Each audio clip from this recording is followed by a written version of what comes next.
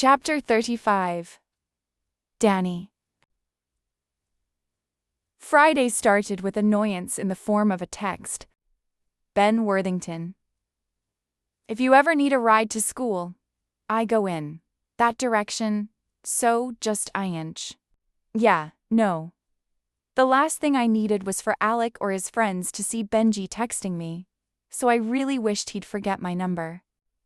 And then on the way to school, the days switched from annoying to stressful.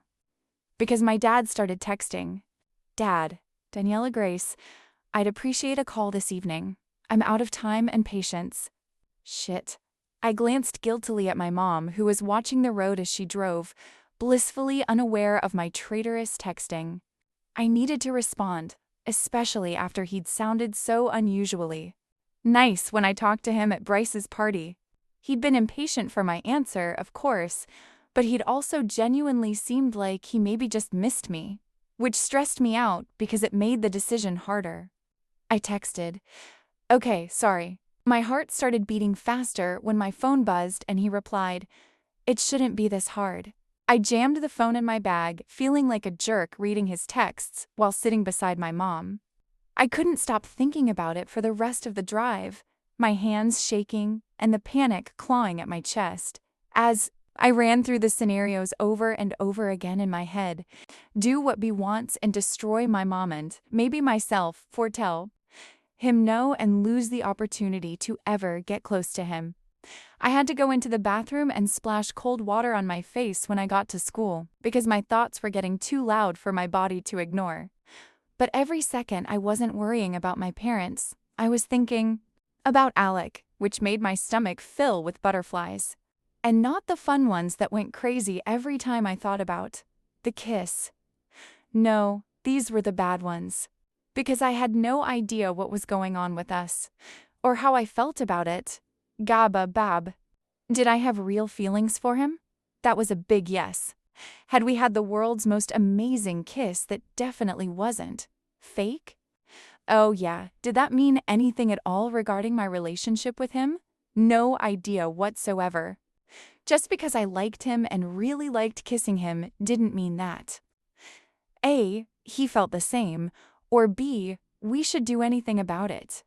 College on the other side of the country was still waiting for me, and hockey was still waiting for him. So us means still not a great idea, especially when he was dealing with so much hockey pressure. The best thing I could do as his friend would be to support him and not be a distraction, right? He didn't need our relationship messing with his focus. But even as I had these internal heart-to-heart talks with myself, there was a part of me that didn't want to listen. Because maybe God, I was terrified to even think it. But maybe it was okay to feel more with him. Maybe it was okay to be more with him because he was the exception.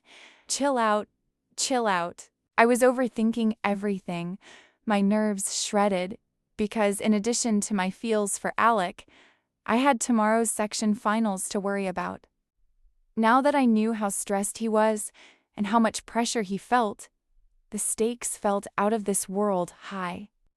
He held my hand when I found him by his locker, and the look he gave me curled my toes, but nothing out of the ordinary in our fake dating situation transpired between us.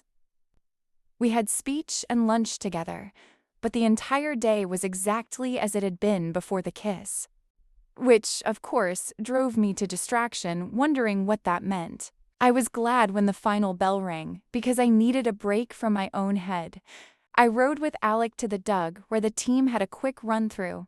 They went over the game plan for the next day and did some skating, but it was low-key and relaxed. Cassie wasn't there. She had a doctor's appointment, so I just sat on the bleachers and watched Alec like a stalker the entire time. His big body skating so effortlessly. The way he could casually maneuver the puck with his stick like it was an extension of his arm. The sound of his deep voice when he yelled. Would Leva not be absolutely transfixed by it all? I was already on a bit of an Alec high. When he texted me, I relocking the storage room. I need your help. Everyone else had already left, but I was used to Alec being last. I texted, what's up, Alec? You know how superstitious I am, right? That made me smile, because he was a silly little boy when it came to that. I texted, I do, Alec. Well, after the practice before the best game of my life, this girl stumbled into the locker room and our chains got tangled together. It was a whole thing. I giggled, then looked around to make sure no one had appeared out of nowhere to mock me for my idiocy. Coast appears to be clear. Me. Yeah? Alec? Yeah. No one is in here, and I know for a fact the coaches have left. So would you consider? I gasped and maybe giggled as I looked down at the message. Me. You're insane, and nitrogen monoxide way my mind went back to his bare chest and the way his neck had smelled in the stuffy locker room. Like fresh soap. Alec, please, you know how important this game is. I am desperate to recreate everything from that game. I couldn't. So why was I walking toward the locker room? He was in. So it made sense to go talk to him about it in person instead of texting, right? That was all I was doing. I was going to where he was to discuss how ridiculous his request was. I looked around when I got to the locker room, and I didn't see a single soul in the dug. I knew there had to be people somewhere. The people who opened and closed the place, but they were nowhere to be found at that moment. Alec, I said, pushing open the door, my stomach fluttery as my pulse pounded. Right here, he said, and if Tid instantly fainted, it wouldn't have been an overreaction. There, he was. I could see this time, my eyes absent of tears, and I suddenly wondered if this was a mistake, because Alec looked way out of my league of knowledge at the moment. He looked somehow dangerous. He was bare-chested, and this time in perfect focus. He had pecs and abs and biceps. Holy shit, those biceps.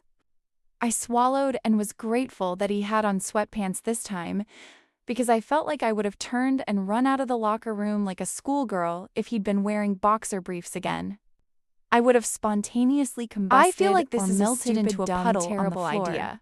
I said, The music walking that was toward playing him. somewhere in the locker room honey, wasn't he said, helping my his calm, eyes though. wild with mischief. Sweat, Most lose your superstitions breath. are. Any way you move, I stopped I'm in into front it. of him, not too close, but close enough. Yeah? Yeah, he agreed, and I could tell he wasn't paying attention to our words. His dark eyes were on mine, and it felt like we were both simmering, like water getting ready to boil. Okay, I cleared my throat. So, what exactly are we doing here, specifically? By specifically, are you trying to differentiate what the goal is from the fact that we are inappropriately close in a locker room when I'm not fully dressed? Yes, that is exactly what I'm looking for. Thank you for the clarification, I said, around a laugh. The way I recall it, he said, I hugged you, you hugged me back, and then our chains got connected and I had to pull them apart. That is how I recall it too, I said, but my voice was almost a whisper. Then let's do this, he said. Even though I knew it was coming, I somehow felt shocked when he wrapped his big arms around me. Butterflies went wild in my stomach, and adrenaline pumped through my body as I slid my hands over his skin and hugged him back, like I'd touched a live wire or something. I closed my eyes and let the smell of him into my senses, trying to be cool about the feel of his big arms wrapped around me. But when I pulled back, our chains didn't get tangled. Come on, he said, grinning down at me in that way that made his eyes squint. I guess we need to try again. This is ridiculous, I laughed. Are you sure this isn't a ploy? What are you saying, Collins? He said, his deep voice making the flirt sound dirty. That you think I like your hands all over my chest? Do you think I like canoodling with you in the locker room? I actually think it's possible. Yes, I said, wondering why it was so hard to speak. Yeah, I wouldn't hate if it took 10 tries, he said. Come here and let's get these chains to lock up. He pulled me close again, this time wrapping his arms around my waist so tightly that I almost felt crushed against him in the very best way. He lifted me a little, and I felt like I couldn't breathe, and when we pulled back, our necklaces were tangled together. I felt his grin, but couldn't actually see it because his face was down by my neck. "Success," he murmured, and I felt him untangling us. I closed my eyes as his breath raised goosebumps on my skin. "I think I kissed your neck last time, didn't I?" he said, so quietly. I breathed, unable to form words. "I'm pretty sure I did," he said, and his mouth was so close to my neck, I could feel the vibration of his voice, and we don't want to mess with the superstition. "Well, if that's what you remember happening," I managed, fully aware that we both knew that it never happened. "We definitely don't want to mess with the—" I trailed off when his lips touched my skin. It must have been a framework of nerve endings in that very spot, because every cell in my body sparked and sizzled at the feel of his mouth on my skin. "And if I recall," he said, his teeth dragging over the side of my neck, "I might have nibbled a little bit too." My eyes closed of their own accord, and my head fell back. How the bell does Alec know how to make me feel this way? "Yeah, you definitely maybe did that," I said, and my toes curled in my shoes when he laughed a very dirty laugh against my throat. "You like that, Collins?" He very nearly growled against my skin. "Not sure. Maybe go again," I said on a breath, and then I gritted my teeth when he did. Dear Lord, I thought as my hands were suddenly on the back of his head, and he was doing the most incredible things to my neck with his mouth. Somewhere in my brain, an alarm bell was ringing because this was a terrible idea, but it was silenced by the way his body was pressing mine against the lockers. "We should probably stop," I said, sliding my fingers into his thick hair, definitely not stopping anything, not even slowing. I mean, I managed, even though I didn't make a move to untangle myself from him. We don't want the mojo to swing too far the other way. "Collins," he murmured against my skin before lifting his head to smirk down at me with sleepy, sexy eyes. "Will you stop talking if I kiss you?" "Only one way to find out," I said, feeling daring all of a sudden. "Hell yes, there's my girl," he murmured as his smirk disappeared into something hotter and his lips slid over mine. And then he was kissing me, kissing me, like he appreciated my boldness, like he was fucking enthralled by it, like he wanted to devour every bite of it. Oh my God, be kisses, like be plays, Baki. His mouth was hot and wild as he released my waist and pressed his palms against the lockers on each side of me, caging my body between his and the lockers, leaning into me in a way that made me dizzy. I gripped his hair, chased his kiss, but then a noise outside the locker room reminded me. "Also, someone has to be coming soon to lock up the locker room," I said, knowing it was true but unable to move. "Yeah, you're right," he said against my mouth, and then he pulled back. His dark eyes and dirty grin didn't help with the dizziness, especially when he leaned down and dropped the sweetest kiss on my neck, where it had all begun before straightening. Okay," I mumbled, tucking my hair behind my ears and feeling out of it. Is this what drunk feels like as I looked at a spot on the lockers? "Okay," he said, sounding amused. "Give me 5 minutes to throw on a shirt and I'll be out." "Perfect," I said calmly, somehow managing to exit the locker room on legs that were weak and wobbly. I didn't see another person as I paced in the cold arena, waiting for him, and when he came out, Alec gave me a smile and grabbed my hand. "What the bell are we doing?" I thought as I linked my fingers between his, and yet all I wanted was for him to hold my hand. The team dinner was at Alec's house that night. The second I walked in, it felt like coming home, especially seeing Sarah and John in the kitchen with my mom there beside them. "I didn't know you were going to be here," I said to her as I dropped my coat on the bench. Sarah asked me to help and it sounded like fun, she said with a smile. Except you forgot to bake a cake, Connor's dad said. Connor was the freshman goalie who never played but seemed very nice. Is it someone's birthday? I asked. No, but your mom used to bake all the time in high school. Her German chocolate cake was always the best. You baked cakes for people in high school? I asked, shocked. As far as I knew, my mom didn't bake, at all. But now I was picturing high school Hannah with a cake baking business, like a lemonade stand, but with German chocolate cakes. That couldn't be right, could it? It seemed far-fetched, but so had a freakin' Fricklenhunger fellowship. Sometimes, she said with a shrug, and something in her smile told me it had mattered to her. I'm starving, Alex said, and I felt his big hand on my arm. We should eat. Donnie, Cassie yelled from where everyone was eating in the living room. Get in here! And then Richie yelled, Yeah, Collins, get your ass in here and bring your oversized man with you. Mom's face was full of happiness as she laughed, and part of me wondered if this was where she'd always belonged in her hometown, in her best friend's kitchen. Maybe baking. Guilt suddenly hit me hard, because what would she have become if she hadn't gotten pregnant with me? Apparently, she had a genius IQ in addition to culinary talent, yet she'd spent 18 years being an Air Force wife. Because of me.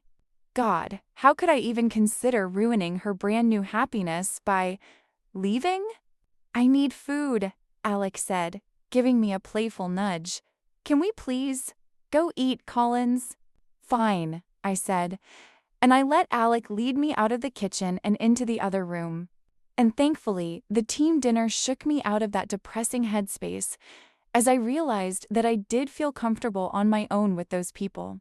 In this town, sitting next to Alec, and stressing about a hockey game, I desperately wanted my team to win.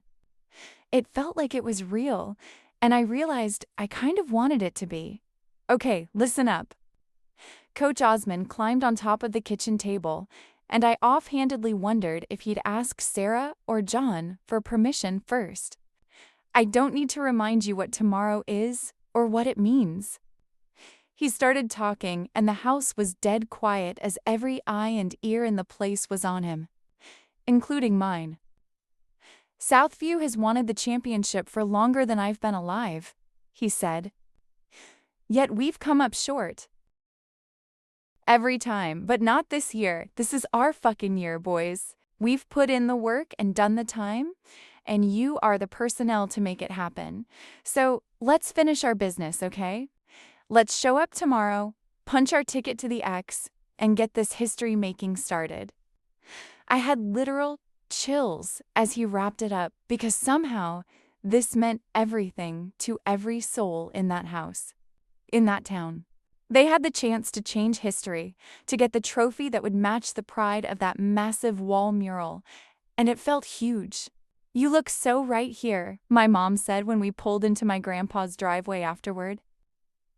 I know I've been driving you crazy, pushing everything, but it's only because I want your face to look like it did tonight. She sounded like she might cry, in a good way, which made my throat a little tight too. She said, I know I'm annoying, you're not, I interrupted. No, I am about this, she admitted as she put the car in park, but I want you to have friends who care about you. Friends who yell when you walk into the room and are sad when it's time for you to leave.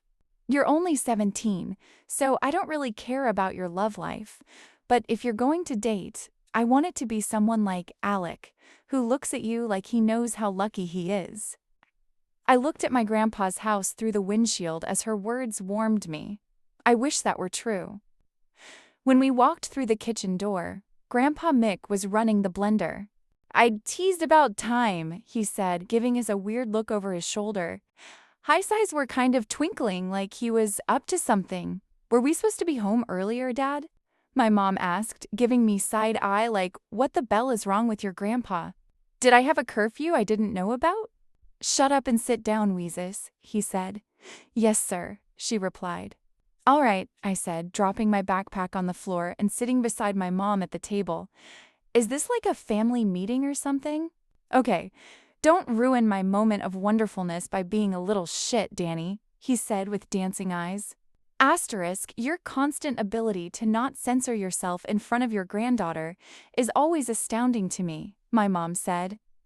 "I didn't censor myself around you, and you turned out okay," he said. "You didn't always think that," my mom replied. "Yeah, so maybe I've come around," he said with a shrug. "Maybe now I think you turned out a little okay." Gushing praise. "This love fest is disgusting," I said. "So what are we waiting for here, Pop?" my mom asked, trying her best to sound like a smartass, but her entire face was just happy. "Milkshakes." My grandpa turned off the blender and I wanted to cry. Milkshakes. He was giving me a full-on, ear-to-ear Grandpa Mick smile, the smile that had been mine every summer when we visited him. The smile he'd always saved for his Dana girl who'd been obsessed with his chocolate milkshakes. "You made milkshakes?" I very nearly yelled, out of my mind excited about this throwback surprise. "Are you kidding me right now?" "No, I'm not kidding. You've got a game tomorrow, so I thought we should celebrate. You do know I'm just a manager, right?" I asked.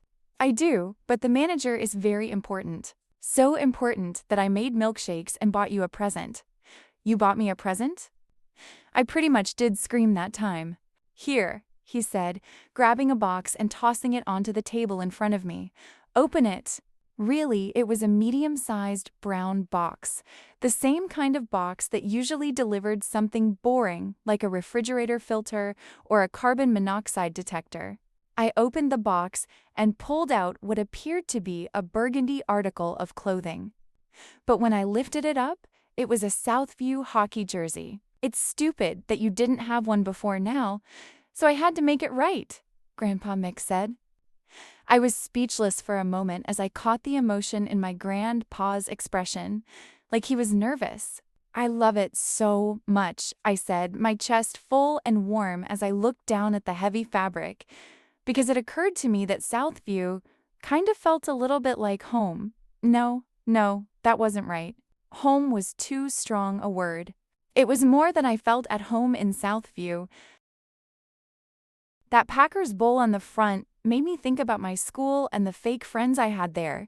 Fake friends that felt a lot like actual friends. It was stupid, the feeling in my chest as I looked at the jersey, but I hadn't felt it boom anywhere in a very long time. "Now look at the back," my grandpa said excitedly, and it was obvious he was more in love with this gift than even I was. My throat was so tight as I looked at Grandpa Mick's stupid grin. I flipped over the jersey only to discover that the back was customized. It had Grandpa Mick's number 9 stitched on the back and my last name next to his last name, Bosch Collins. He still hadn't apologized for what happened after my grandma's funeral, but when I wrapped my arms around him and he hugged me as tightly as he ever had, I knew we'd finally moved on. It took me hours to fall asleep that night because my brain was so muddled. It rotated between happiness from the moment with my grandpa, confusion because my friends and Alec also made me happy, and I'd never expected that, and terror as I realized that in less than 24 hours, the section final would already be over. I prayed like a monk as I lay there in the dark, praying for hockey players who wanted to win their future, grumpy old guys who I loved with my whole heart, and messed up shoulders that made strong boys weak. Please, God,